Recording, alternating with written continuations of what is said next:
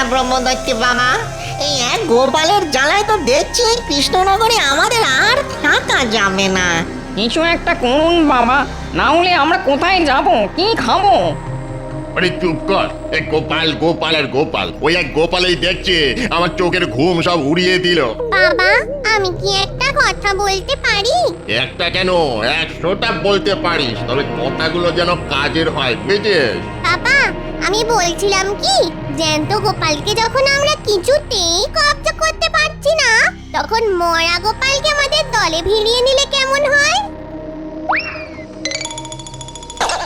মরা গোপালকে আমাদের দলে ভিড়িয়ে নেব? এই পেতনি কি বলতে চাইছিস? একটু খোলসা করে বল তো। ও, আমি হয়তো বুঝতে পেরেছি পেতনির কথা।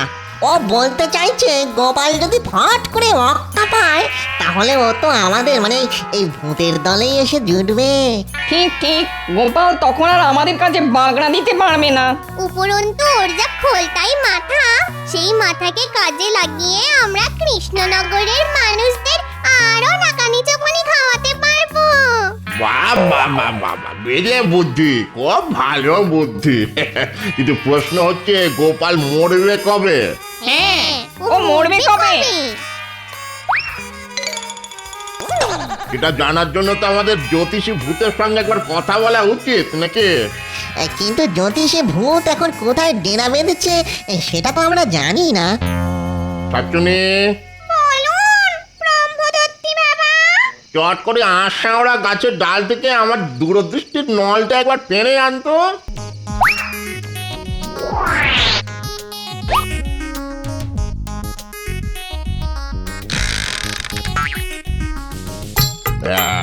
দেখি, এই জ্যোতিষী ভূত এখন আছে পশ্চিমের পাহাড়ের চূড়োয়। যা, ডেকেও গিয়ে ওকে এখনই ডেকে নিয়ে আয়, যা। আমি যাচ্ছি বাবা।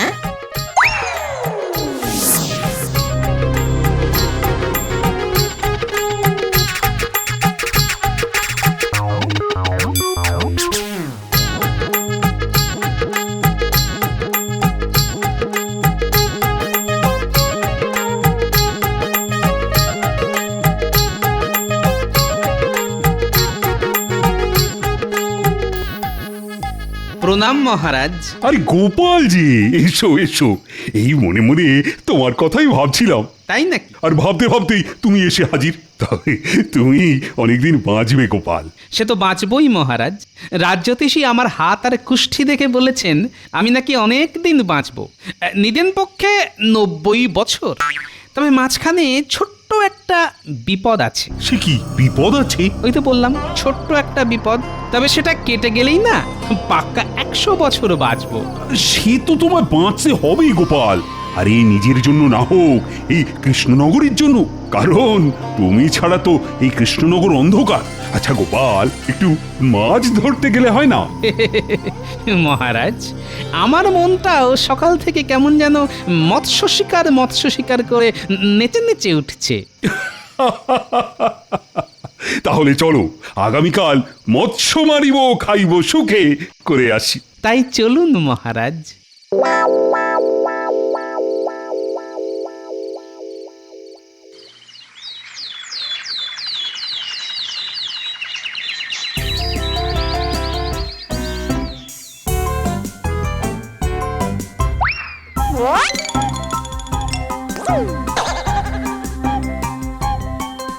এই যে জ্যোতিষী ভূত, বলি অনেকক্ষণ ধরে তো আগ্রহ হলো, এখন খোঁচা করে বলো তো গোপালের আয়ু কত?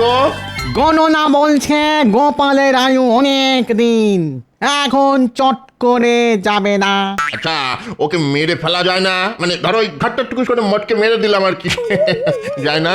না না, ওর যা বুদ্ধি দেখবেন ঠিক হড়কে যাবে। তাহলে কি করা যায় বলো তো? ব্রহ্মদৈত্য বাবা, আপনার দূরদৃষ্টির নলটা একবার দিন তো, গোপালের কপালটা একবার দেখি।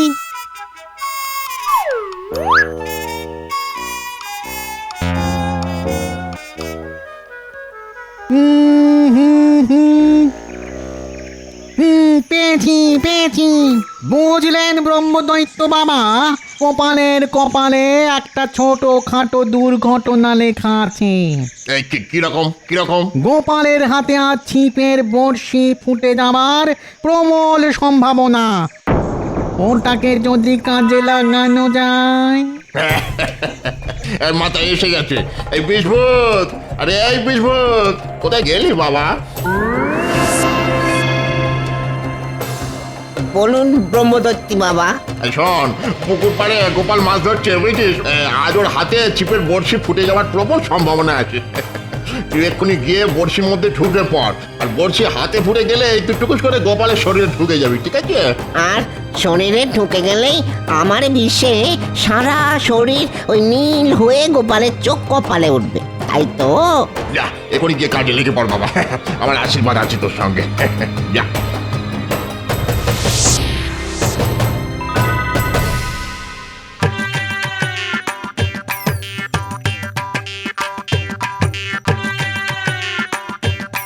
গোপাল, আরে এই গোপাল, মাছে খাচ্ছে। এবার মাছ বাবাজিকে আমরা খাবো। বেটার মুখে বড়শি বিঁধেছে, এবার খেলিয়ে ওপরে তুলতে হবে।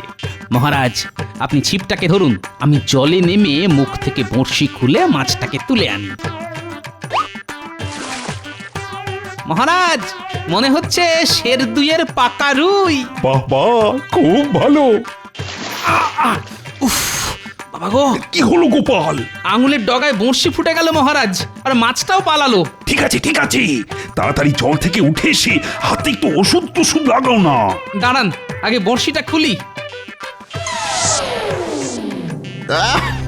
কি সুন্দর, কি সুন্দর ভাবে বিষভূত গোপালের শরীরে ঢুকে গেল গো।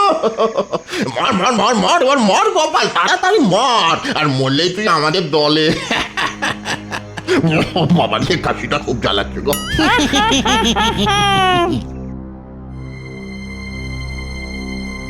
উফ, যা ফোটান ফুটেছিল না। ব্যথা করছে নাকি? হ্যাঁ, তা একটু টনটন করছে। তাহলে আজ আর মাছ ধরার দরকার নেই, চলো চলো প্রাসাদে ফিরে যাওয়া যাক। ওরে বাবা, বড্ড ব্যথা শুরু হয়ে গেল দেখছি। তাড়াতাড়ি পা চালিয়ে চলো দেখি, প্রাসাদে গিয়েই রাজবৈদ্যকে খবর দিতে হবে, মনে হয় বিষিয়ে গেছে।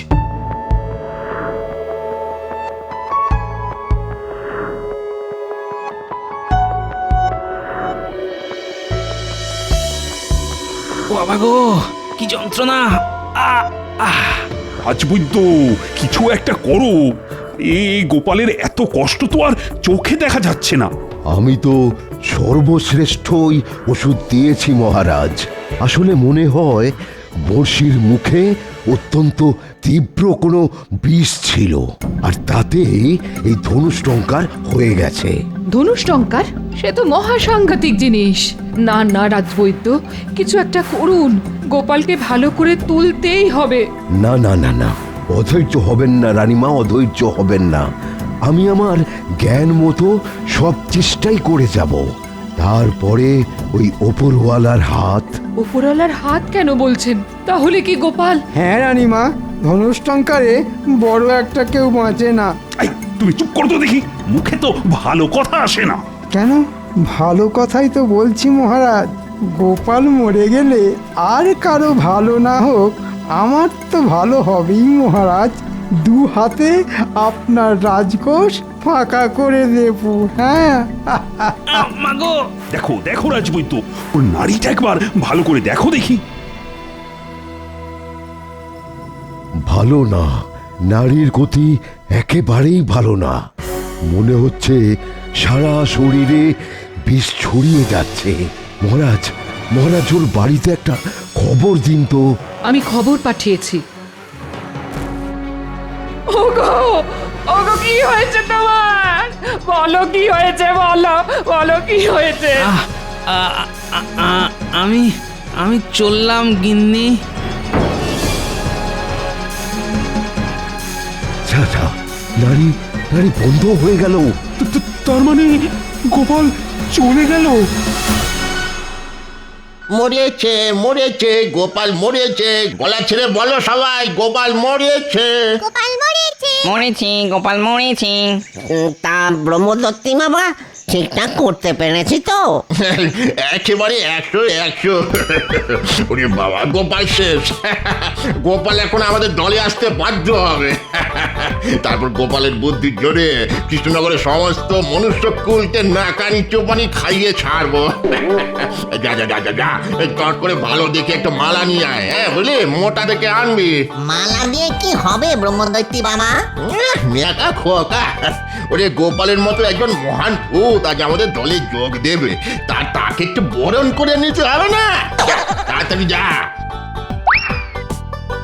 এই পেতনিয়া শাকচুন্নি, তোরা নিয়ে আয়, বরণ ডালাটা নিয়ে আয়।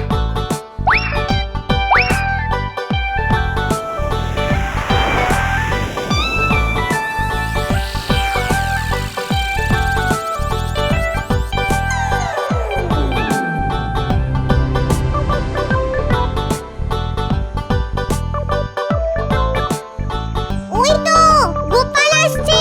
গোপাল, এসো এসো গোপাল, পরো মালা গলে, পরো মালা গলে, মালা পরো গলে। আমরা রইব তোমার বুদ্ধি ছাতার তলে।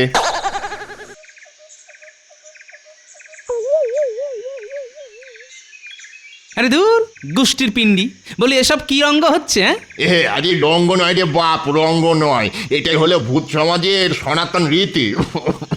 আর কোনো বুদ্ধিমান কিংবা মহান মানুষ মরে আমাদের এখানে এলে আমরা এভাবেই তাকে বরণ করে নিই।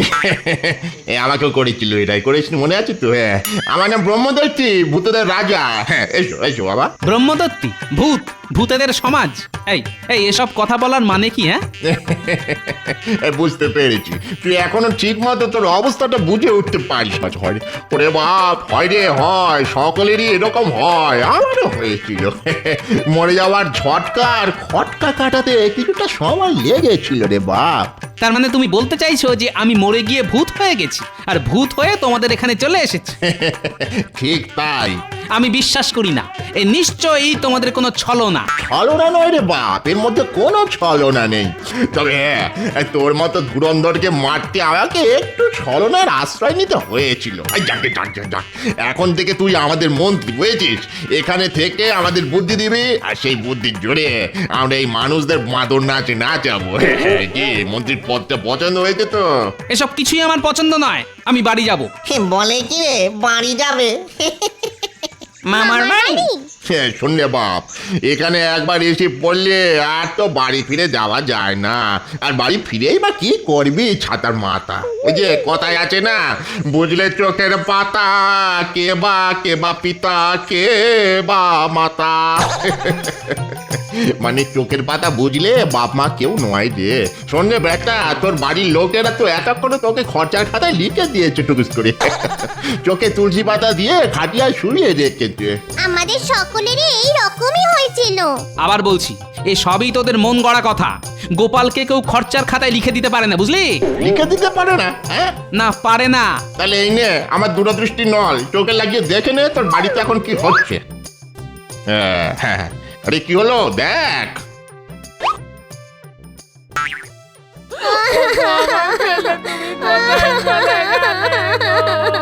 ও দাদু, ফিরে এসো না দাদু। তুমি না থাকলে আমাদের কে গল্প বলবে, কে ভালোবাসবে? উঠে পড়ো না দাদু, উঠে পড়ো না, চলো না, মাঠে গিয়ে খেলে আসি।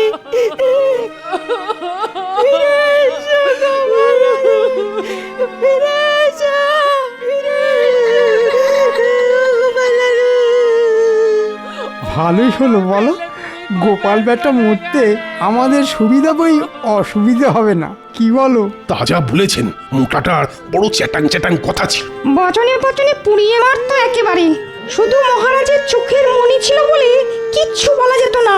মণি তো এখন ফুস হয়ে গেল, কি করবেন এখন মহারাজ? হ্যাঁ,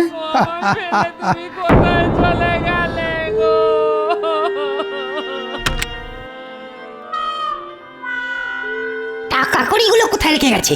টাকা কড়ি, না, যেমন করেই হোক বাবাকে শ্মশানে নিয়ে যাওয়ার আগেই ওগুলো খুঁজে পেতে হবে। আচ্ছা আচ্ছা, বাবা আবার ওই বিছানার তলায় রাখেনি তো?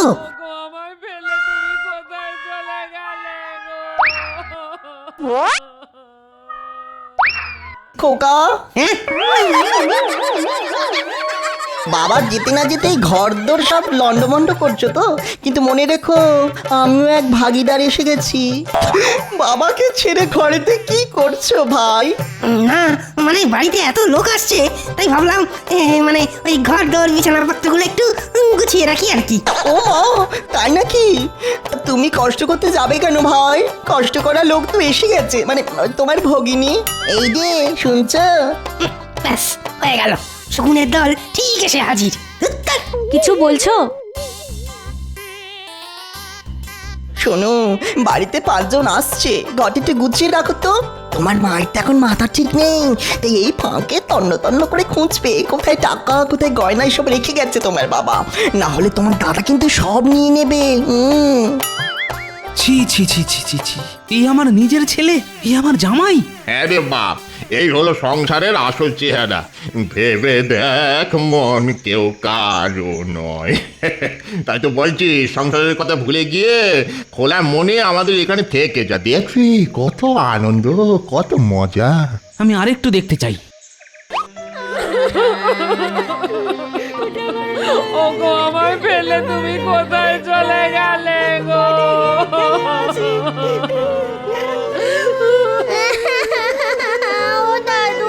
ও দাদু ফিরে এসো না, দাদু ফিরে এসো।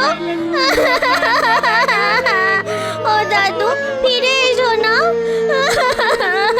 ফিরে এসো গো বাজারে, ফিরে এসো। এত ভালোবাসা, আমাকে এত ভালোবাসে ওরা।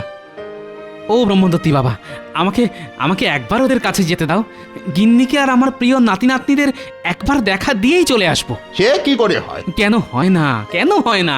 তুমি ব্রহ্মদত্তি, ভূতেদের রাজা, তুমি যদি ছলনা করে আমাকে এখানে নিয়ে আসতে পারো, তাহলে 5 মিনিটের জন্য কেন যেতে দিতে পারো না? বড় মুশকিলে ফেললি দেখছি। কথা দিচ্ছি ঠিক 5 মিনিটেই যাবো আর চলে আসবো। আর যদি যেতে না দাও তাহলে কিন্তু কোনোদিন আমার কাছ থেকে কোনো বুদ্ধি তুমি পাবে না। এরা বাবাই তো চমকাচ্ছে। চমকানেই বলো আর ধমকানেই বলো, এই আমার শেষ কথা। কি যেতে দেবে? বাবা যেতে দাও, গোপালদার জিনিস, ওকে বেশি ঘাঁটিয়ে কাজ নেই। ঠিক আছে ঠিক আছে, যা, তবে ঠিক 5 মিনিট, বুঝেছিস?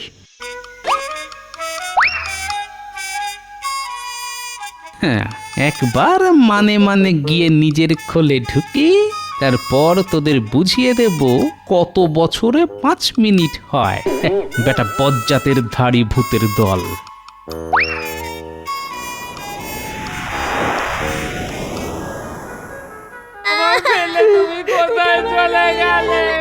বলছি কি, অনেকক্ষণ তো হয়ে গেল, এবার তো শ্মশান যাত্রা শুরু করতে হয়। হ্যাঁ, যখন আর ধরে রাখাই যাবে না তখন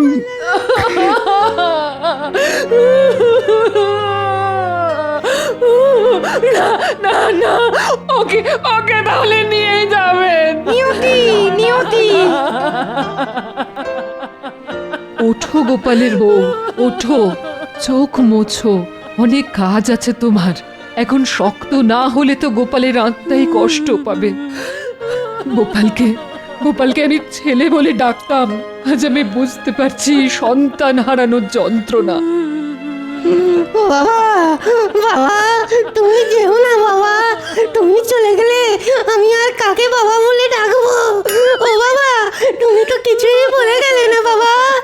আপনার মতো শ্বশুরমশাই পেয়ে আমি ধন্য, কিন্তু কিন্তু আমাকে কিছু না দিয়েই চলে গেলেন বাবা।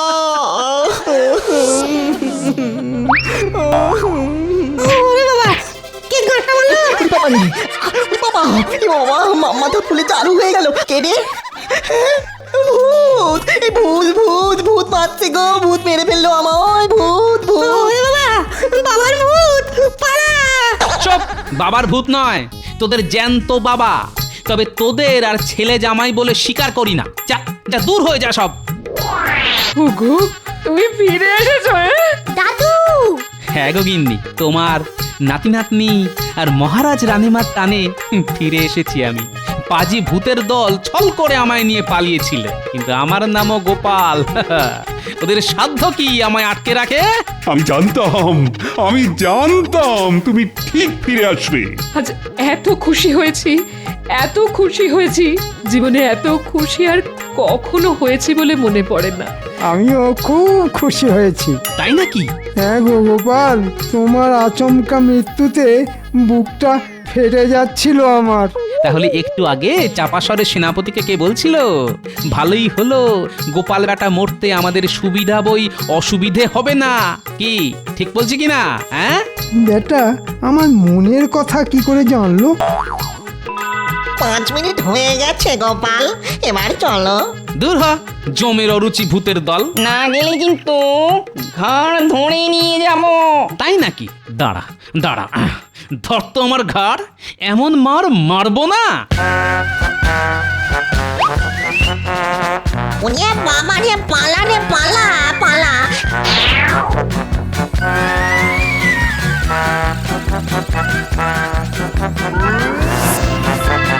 পালান পালান বাবনদৈত্যি বাবা, গোপাল বাঁশ নিয়ে তাড়া করেছে। সে কি গোপাল তাহলে? আর গোপাল সব কটাকে মেরে আজ তক্তা বানিয়ে দেব। বাবা রে! আমি কিন্তু তোকে ছাড়বো না, আমি ছাড়বো না। এ বাবা, কপাল তো বুঝি ফেটে গেল। পালা পালা। শুধু কপাল না, আজ তোর সব কিছু ফাটিয়ে দেব।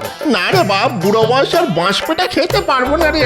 তাহলে এখান থেকে পালা, আর যাবার সময় কথা দিয়ে যা আর কখনো কৃষ্ণনগরের ত্রিসীমানায় আসবি না। আসবো না, আসবো না, এই নাক মলছি কান মলছি আর কখনো আসবো না। ওরে বাবা রে বাবা, এলেই কিন্তু আমার হাতে বাঁশ পেটা। পালা পালা পালা।